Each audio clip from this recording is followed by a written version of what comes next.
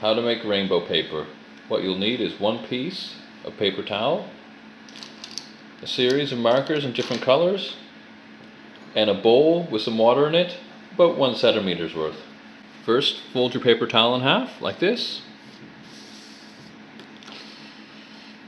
And then mark out a section and color in.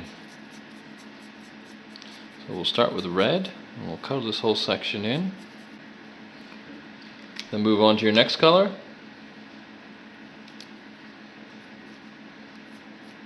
So use different colors going across the bottom of the paper.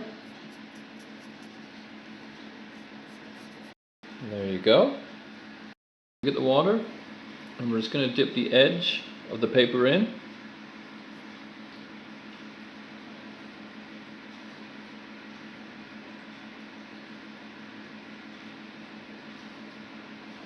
And you can watch it rise.